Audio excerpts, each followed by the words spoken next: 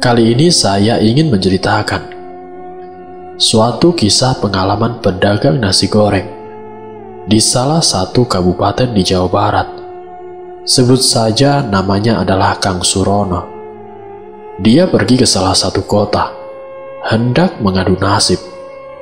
Sampai beberapa kali mengalami gangguan mistis dari serangan gaib yang tidak bisa dilihatnya, yang secara tiba-tiba membuat lapak dagangannya terkadang bau amis yang sangat mengganggu para pelanggannya. Pertama kali Kang Surono membuka usaha, yaitu dengan membuka warung kopi. Belum genap 1 tahun, Kang Surono sudah mendapatkan hal-hal yang aneh dari mereka-mereka yang iri dengannya. Warung yang dikelolanya secara tiba-tiba berbau amis, dan Kang Surono harus menghadapi orang-orang yang sengaja ingin membuat warungnya menjadi bangkrut. Namun di tahun berikutnya, Kang Surono beralih berjualan nasi goreng. Kang Surono berangkat dari rumah ke suatu kota untuk melihat tempat yang akan dijadikan sebagai tempat berjualan nasi goreng. Kang Surono mendapatkan tempat yang lumayan strategis, dan tempat itu sudah disediakan oleh temannya. Sebut saja namanya Pak Hamdan. Dia juga seorang penjual nasi goreng yang tinggalnya satu kampung dengan Kang Surono. Tapi waktu itu, saat datang ke tempat itu, Kang Surono diceritakan oleh Pak Hamdan, "Nanti kalau kamu sudah berjualan nasi goreng di sini, kamu harus waspada dan hati-hati," kata Pak Hamdan. "Memangnya kenapa, Pak?" tanya Pak Surono. "Soalnya yang sudah-sudah dari beberapa orang yang berjualan di sini menjual apapun di tempat ini, tidak ada yang betah. Saya tidak tahu sebabnya kenapa. Dari penjual es buah, sate ayam, nasi uduk, pokoknya sudah berapa kali pedagang yang menempati tempat ini tidak betah. Dan tempat ini sekarang saya tempatkan kepada kamu langsung," jelas Pak Hamdan panjang lebar. "Ya sudah, tidak apa-apa, Pak. Terima kasih atas bantuannya," kata Pak Surono. Di hari pertama, Kang Surono berjualan nasi goreng masih normal-normal saja. Sehari habis 20 porsi sampai 40 porsi. Tapi pernah satu waktu, mungkin karena rasa khas nasi gorengnya ini enak, Kang Surono biasa buka itu selepas sholat maghrib. Dan sebelum maghrib sudah mulai menata tempat area jualannya. Dari mulai memasang tenda, sampai menyapu tempat dan juga lainnya. Singkat ceritanya, setelah sholat maghrib, dibuka dagangannya. Waktu itu Kang Surono sendirian. Dia tidak ada yang membantu untuk menjaganya maupun menemani Kang Surono. Nah, di sebelahnya ada orang lain yang berjualan. Namanya adalah Pendi. Mas Pendi, saya nitip dagangannya sebentar ya. Saya mau sholat dulu," ujar Kang Surono. "Oh, iya Kang," jawab si Pendi. Setelah selesai menunaikan sholat, Kang Surono mulai menjajakan nasi gorengnya. Dari jam 6 sampai jam 9, habis tidak tersisa. Padahal biasanya sampai jam 1, terkadang juga jam 2, dagangannya baru habis. Terkadang juga masih ada sisanya. Tapi hari itu, jam 9 malam sudah habis. Sangat banyak pengunjungnya. Karena nasi gorengnya sudah habis, tukang somai yang biasanya sampai jam 11 malam, ia pun keheranan. "Wah, mantap Kang. Jam segini sudah habis. tumben sekali ya. Biasanya kan sampai jam 2. Ujar Kang Some. Iya, alhamdulillah. Hari ini dagangan habis tidak tersisa. Jawab Kang Surono. Keesokan harinya, seperti biasanya, Kang Surono buka habis maghrib. Namun setelah sholat maghrib, waktu itu Kang Surono langsung merasakan ada hal yang aneh. Hari kemarin larisnya minta ampun. Jam 9 malam nasi gorengnya sudah habis. Tapi hari ini, sampai jam setengah 8 malam, satu porsi pun belum terjual. Dia menunggu pelanggan satu persatu. Dan bahkan ada pelanggan yang sering membeli ke tukang somai itu. Dan juga banyak orang yang lewat. Tapi malam itu, tidak ada satupun yang mampir ke tempat nasi gorengnya Kang Surono.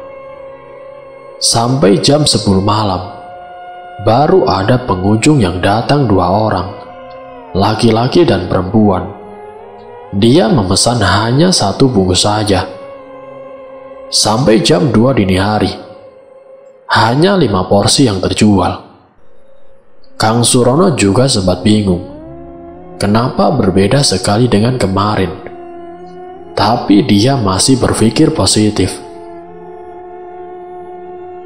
Mungkin saya kemarin sudah dikasih lebih, jadi hari ini saya dikasih sedikit, gumam Kang Surono. Di hari ketiga, seperti biasa berjualan, dan hasilnya masih sama, hanya 7 porsi yang terjual. Sampai 4 hari berturut-turut, dagangannya menjadi sepi sekali. Padahal waktu pertama kali Kang Surono berjualan di situ, ramai sekali. Jam 9 sudah habis dagangannya. Setelah Kang Surono mendapatkan hal yang aneh selama 4 hari berturut-turut, dengan dagangannya yang sangat sepi sekali, tidak ada 10 porsi yang terjual. Kang Surono yang mengalami hal seperti itu bercerita kepada Pak Hamdan. Gimana ya Pak? Saya bingung, ujar Kang Surono. Ya begitulah Kang. Itulah yang membuat penjual di situ tidak betah, karena seperti yang kamu alami sekarang. Kalau hari pertama laris, besoknya pasti akan sepi, dan itu akan berlanjut terus-menerus. Makanya banyak pedagang yang pindah dan mending mencari tempat yang lain daripada di tempat kamu mangkal. Tapi pesan saya, kamu coba kuat saja. Barangkali itu ujian buat kamu, jawab Pak Hamdan menjelaskan. Di lain harinya, Kang Surono bertemu dengan temannya yang ada di kampung. Sebut saja namanya Pak Hadi. Kang Surono pun bercerita mengeluarkan keluh kesahnya. Di, saya sudah 4 hari ini jualannya sepi sekali, Di. Bahkan setiap hari tidak ada 10 porsi yang terjual. Padahal kemarin banyak pelanggan yang datang. Bahkan ada yang kecewa karena sudah keburu habis. Tapi kenapa ya? Tiba-tiba sudah 4 hari ini sepi sekali. Hadi yang mendengar ceritanya Kang Surono, dia melihat apa yang dikeluhkan. Dan dalam penerawangannya, karena Hadi ini seorang praktisi dan seorang ustadz juga, dia melihat ada yang ganjil dengan tempat di mana Kang Surono berjualan. Lalu kemudian Hadi pun menyarankan, coba kamu taruh air garam sama dicampur dengan cuka, taruh saja di warungmu. Nanti malam kalau memang di situ ada hal yang tidak benar, airnya akan berubah menjadi warna yang tidak semestinya. Kalau semisal tidak berubah ya alhamdulillah, saran Pak Hadi. Singkat ceritanya, Saran dari temannya itu dilakukan. Karena hari itu Kang Surono tetap berjualan dan hanya 10 porsi saja yang terjual. Kang Surono menaruhkan botol yang sudah dicampur air dan cuka. Keesokan harinya, botol air dilihatnya dan ternyata menjadi keruh, berwarna hijau seperti air comberan. Setelah melihat air itu, Kang Surono segera menelpon Hadi dan kemudian menceritakan kalau airnya berubah menjadi keruh. Hadi pun menjelaskan kalau di tempat itu benar-benar ada yang tidak beres. "Saya minta tolong kamu datang ke sini saja," pinta Kang Surono. "Iya, baiklah Kang, nanti saya akan ke sana," jawab Pak Hadi. Singkatnya, saat Pak Hadi datang ke tempat jualannya Kang Surono, ternyata ada sesuatu hal yang benar-benar membuat warung itu menjadi sepi. Terlihat sangat jelas sosok dengan wajah yang rusak, dengan luka yang bernanah, termasuk kakinya. Kalau orang bilang itu adalah borok atau seperti luka yang bernanah dan banyak mengeluarkan darah. Karena sosok itulah yang membuat orang-orang yang lewat enggan untuk mampir di tempat nasi gorengnya Kang Surono. Setelah melihat itu, Hadi berusaha untuk menetralisir.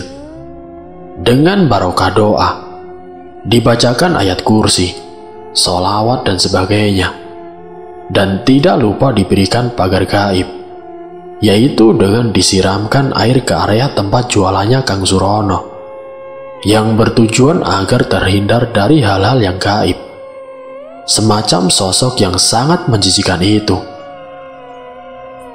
Setelah semuanya selesai, berjalan normal kembali, tidak ada gangguan, dan seperti biasa, hilir mudik orang yang lewat, satu persatu mampir ke lapaknya Kang Surono.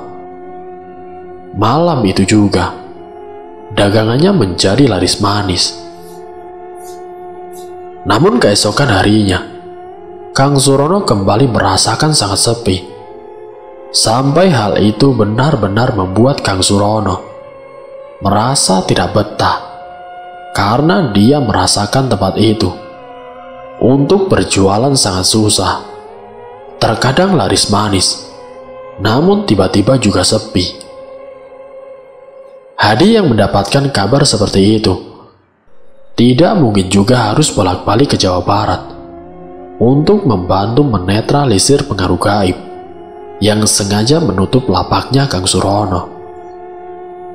Hadi mengajarkan beberapa cara untuk menetralisir agar lapaknya Kang Surono jauh dari pengaruh gaib. Setelah diajarkan, singkat ceritanya Kang Surono melakukan puasa, melakukan sholat malam, dan juga sebagainya. Satu waktu saat Kang Surono sedang menjajakan nasi gorengnya, dia seperti melihat ada orang yang sengaja menaruh sesuatu di depan warung nasi gorengnya. Orang itu seperti membawa batang dan juga daun kelor, seperti dicambuk-cambukan atau ditarik dari ujung jalan sampai di depan warungnya Kang Surono. Kang Surono pun langsung bertanya-tanya, apakah orang itu yang sengaja membuat warungku seperti ini? Namun Kang Surono tetap berpikir positif. Yang penting saya tidak apa-apa. Saya tidak bersekutu dengan iblis, tidak bersekutu dengan siapapun selain Allah Subhanahu wa Ta'ala. Kang Surono yakin dan juga percaya segala pertolongan dan juga perlindungan hanya milik Sang Pencipta, Singkat ceritanya, setelah berbekal pengalaman dan juga pengetahuan dari Hadi, walaupun diserang sampai beberapa kali, tetap membuat lapak nasi gorengnya Kang Surono tetap bertahan. Setelah hampir genap 1 tahun, Kang Surono berjualan di tempat tersebut dengan berjualan nasi goreng yang setiap harinya berangsur-angsur membaik, tidak seperti sebelumnya yang membuat pedagang somai yang ada di sampingnya penasaran. "Saya salut sama sampean, Kang. Sampean kok masih betah di sini ya?" ujar Kang Somai. "Memangnya kenapa, Mas?" tanya Kang Surono penasaran. "Iya, Mas. Soalnya banyak para pedagang di sini yang tidak betah. Tapi cuma sampean yang betah sampai 1 tahun lamanya.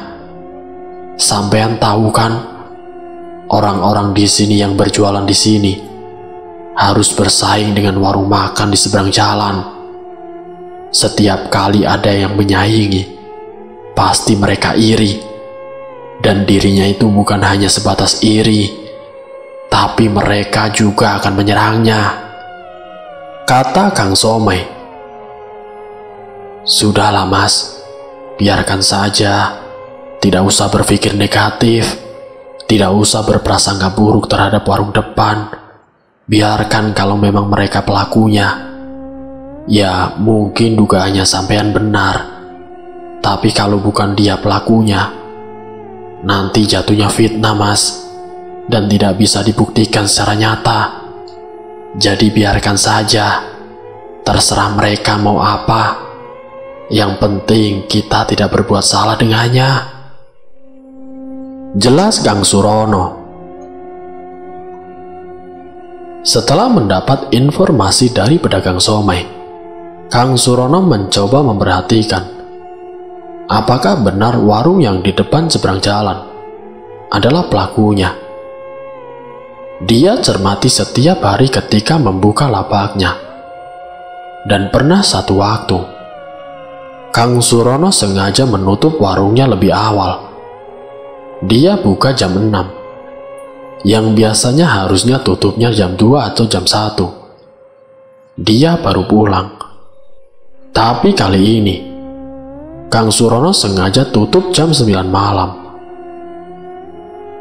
Kang Surono pura-pura kalau nasinya sudah habis dan disampaikan ke Akang yang berjualan di dekat lapaknya. "Nanti kalau ada orang yang kesini, bilang saja saya tidak melayani lagi. Bilang saja sudah habis, saya mau istirahat." Setelah itu lampu dimatikan. Sementara Kang Surono malah duduk di belakang gerobaknya sampai ketiduran di gerobaknya. Antara sadar dan tidak, Kang Surono seperti melihat ada sosok yang benar-benar menakutkan yang mengelilingi lapak nasi gorengnya.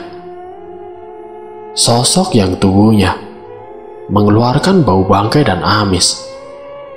Kang Surono merasakan sendiri sosok itu ada di lapaknya.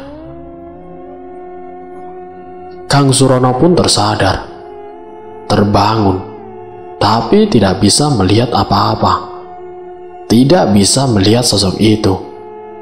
Sosok itu sama sekali tidak ada. Kang Surono mencari sosok besar hitam yang sangat menakutkan, tapi hanya bau amis yang sangat menyengat. Sampai Kang Surono berpikir, kalau ini pasti ada orang yang sengaja ingin membuat lapak nasi gorengnya menjadi bangkrut. Jam 2:30 dini hari, Kang Surono langsung bergegas lari ke musola untuk melakukan sholat malam. Setelah selesai melakukan sholat malam, Kang Surono mendapatkan petunjuk kalau dirinya ternyata memang diserang oleh orang yang iri dengannya. Lalu dia langsung teringat akan cara bagaimana mengembalikan kiriman barang yang tidak benar, atau bisa dibilang mengembalikan kiriman santet. Dengan membaca sholawat dan dengan menyiramkan air yang sudah dibacakan doa, setelah air itu disiramkan beberapa kali, Kang Surono sudah tidak lagi mencium bau amis tersebut. Keesokan harinya, Kang Surono seperti biasa berjualan dan langsung melayani pelanggan yang datang silih berganti. Dan hari itu malah jauh lebih laris dari yang kemarin. Satu tempat nasi besar itu habis dalam waktu 2,5 jam, sampai Kang Surono kelelahan karena tidak pernah berhenti atau tidak istirahat dari habis maghrib sampai selesai sholat isya. Di balik larisnya warung nasi gorengnya Kang Surono, ternyata ada sesuatu yang terjadi di warung seberang. Terdengar kabar kalau pemilik warung makan itu jatuh dan terpleset di samping sumur, yang membuat pemilik warung itu sampai kakinya terluka parah. Waktu itu Kang Surono diceritakan oleh temannya, yang kebetulan dia membantu mengangkat tubuh dari pemilik warung itu, membantu memapah. Kakinya seperti kaki yang sudah lama luka. Saat itu, saat saya sedang mau ke seberang, istri dari pemilik warung itu berteriak minta tolong. Saya yang kebetulan sedang lewat, mampir dan menanyakan, "Kenapa, Bu? Ada apa?" Dan ternyata pemilik warung itu jatuh terpleset di samping sumur. Saat saya membantu berdiri dan memapanya, kakinya seperti sudah membusuk, baunya sangat amis, mengeluarkan nanah dan darah. Kang Surono yang mendengar cerita dari temannya berpikir apakah ini benar dia pelakunya.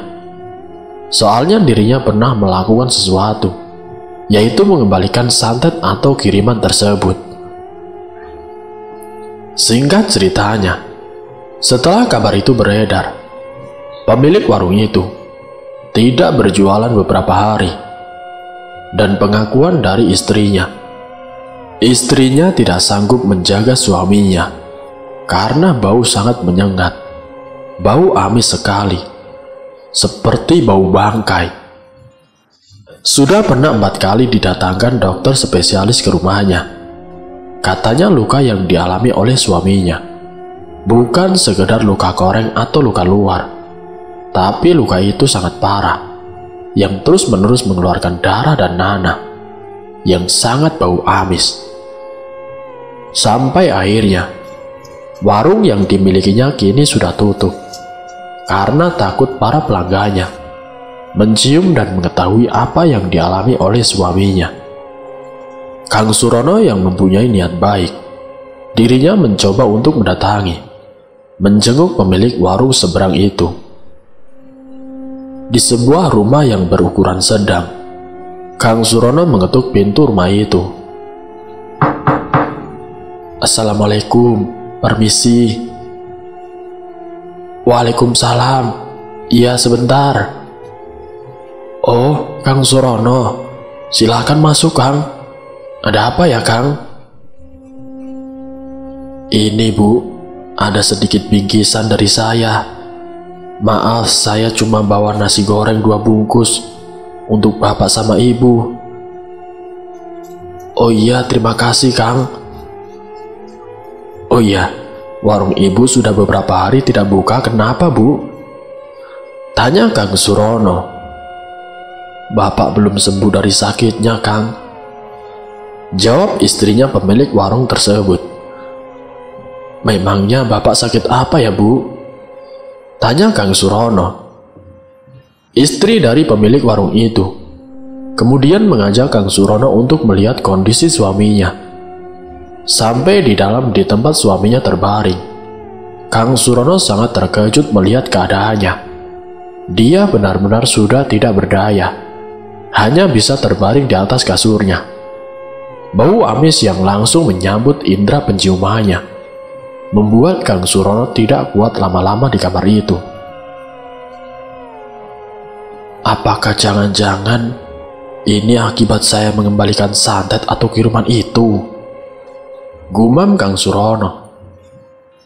Oh ya Bu, apa Bapak sudah diperiksakan ke dokter? Tanya Kang Surono. Sudah Kang, sudah saya periksakan, tapi kata dokter, kakinya harus diamputasi. Loh, memang kakinya kenapa Bu? Kakinya itu terus-menerus mengeluarkan darah dan nanah, dan itu tidak bisa diobati secara luar. Satu-satunya jalan keluarnya harus diamputasi, Kang. Sementara kondisi dari pemilik warung itu masih terbaring di dalam kamar tidur yang sudah tidak berdaya. Untuk berjalan berdiri pun tidak bisa. Istri dari pemilik warung itu kemudian mengajak Kang Surono ke satu ruangan yang digunakan untuk dia membuka warungnya. Kang Surono langsung diajak ngobrol, dan istri dari pemilik warung itu menceritakan tentang kelakuan suaminya yang secara sengaja dilakukan. Begini Kang, suami saya itu kalau dinasihati susah sekali. Dia itu paling tidak suka dengan orang-orang yang jualan laris, dan hal yang sering dilakukan yang membuat para pedagang itu tidak betah berjualan. Mungkin juga kamu merasakan hal itu. Maksud saya ngomong seperti itu karena suami saya sering cerita dia tidak suka sama kamu Kang, karena kamu itu jualannya laris. Setiap kamu membuka warungnya, dagangan warung Bapak sama Ibu hanya laku sedikit. Ibu tahu kalau namanya rezeki sudah ada yang ngatur. Tapi Ibu sudah bilang, dan Ibu sudah mencoba menasehati, tapi Ibu malah terkena marah. Dan inilah dampaknya. Sekarang suami Ibu seperti itu. Saya bilang apa adanya. Ibu berusaha sabar menghadapi kelakuan Bapak, tapi apa balasannya? Dia lama-lama maki-maki Ibu untuk pergi dari rumah ini. Saya sebagai istri, bagaimanapun juga dia suami saya harus merawat dia dengan tulus. Kang Surono yang mendengar pengakuan dari pemilik warung itu langsung terkejut. Ternyata di balik sepi dagangannya itu ada orang yang selama ini nakal dengannya. Dari bau amis yang sangat mengganggu, bau bangkai, bau busuk, itu ternyata ulah dari pemilik warung seberang jalan. Singkat ceritanya, semenjak saat itu, Kang Surono, Pendi pedagang somai, dan pedagang yang lainnya melihat kondisi warung di depan seberang jalan sudah sangat lama tidak buka. Kang Surono mendengar kabar kalau ternyata suami pemilik warung itu sudah meninggal dunia. Kita pahami bahwa segala sesuatu yang buruk bisa berakibat pada dirinya sendiri, dan segala sesuatu yang baik juga akan berakibat pula pada diri kita sendiri. Semoga dari kisah ini kita dapat mengambil hikmah dan juga pelajarannya. Wassalamualaikum warahmatullahi wabarakatuh.